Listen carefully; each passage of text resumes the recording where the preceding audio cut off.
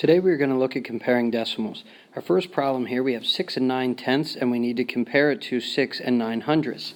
Now the first thing that I like to suggest to do is make sure that you have equal number of digits like represented in place value. So here this just goes to the tenths where this number goes to the hundredths. So what I always suggest to my students is make them end in the same place value. This way it's a little bit easier to compare. Once you make sure that they have the same number of place values represented, then you need to start from the left and work your way to the right. What is the biggest determining factor of a number, if it's large or not, starts at the whole number. So they both have a 6. So we move over one place value. Now I have a 9 in the tenths place, and I have a 0 in the tenths place. That's all the further I need to go, and I know that 6 and 9/10 is larger. And I note that by putting the greater than symbol. Remember, it opens up to the larger number. Now here, this next one, we need to be careful. I have 74 and 7.4. If you are rushing or look quickly, you would say, oh, they're equal. But there is a huge difference. Okay, here in 74, there is no decimal place. And we look over in 7 and 4/10, and there is one decimal place represented. So what I can do is, let's go back to 74 and make them match. Some would argue I didn't even have to do that. Let's look at the largest digit represented.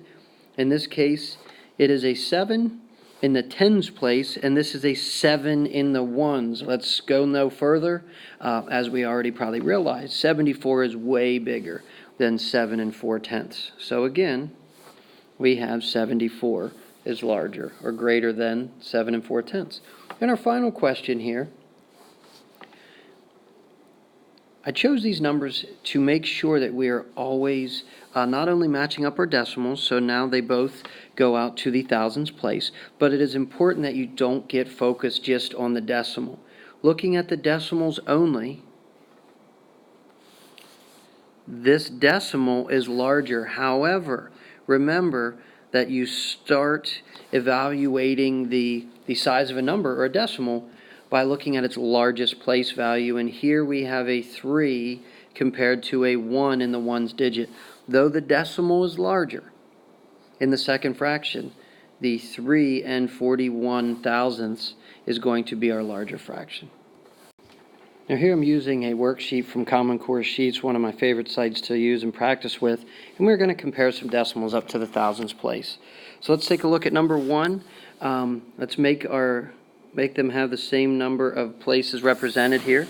So they both go out to the thousands now. Now we just start to the left and work our way to the right. They both start with a 6 in the ones, where the first decimal has an 8 in the tenths, so I do know that it is going to be larger. So that is greater. Let's move to the next one here. They both start with a 3, fantastic. Then we have an 8 in the tenths compared to a 5, so that is larger. Now number 3 is a prime one where by writing out the problem and having the same number of places represented for our place value, it becomes pretty obvious. So they're very, very similar, but the edge goes to the 3 in the hundredths place, makes that a little bit larger. So we have 9 and 930 thousandths is larger. Number 4, another way I like to think of it, I forgot to mention, is think of money. Which is larger, $2.24 or $2.73? $2.73, definitely larger. Sometimes we have decimals that are equal. Sometimes they like to hide it by adding a 0 on the end to see if you realize that that means the same. Either way, they are equal. Number 6. We start in the ones place, they both have a 7, so we go to the tens place. We have a 9 compared to a 4. Since 9 is larger, we know that 7 and 983 thousandths is greater. Now number 7, they're trying to trick us. We have the same decimal, just as I did in one of my examples, but we have a larger whole number. So in this case, our larger whole number, the 4, is going to be bigger. And our final one, we have...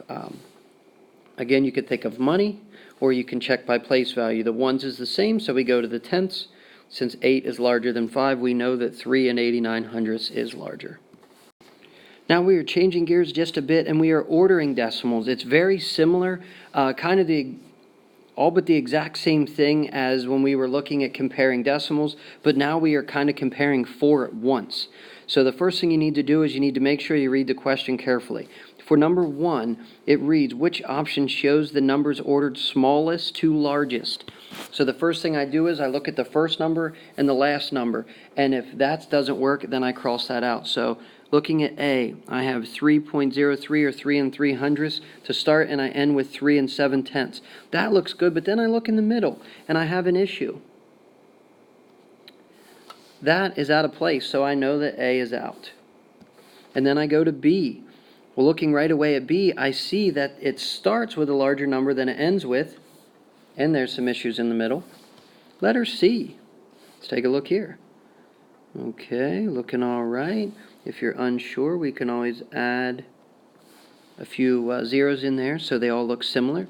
So we have 4 25/100, 4 27/100, and 4 30/100. Looks like we have a winner. And I always like to double check just to make sure. We have some issues there in the middle. So again, that proves that that one isn't right. Now we go over to number 2. And before we rush and say, okay, it's smallest to largest again, please note that they switched it on us. It's now largest to smallest. So again, I'm looking for any that break the immediate rule, whether it's the beginning and the last one are out of order, or looking for issues in the middle. Here we have our largest numbers in the middle, so I know A is out.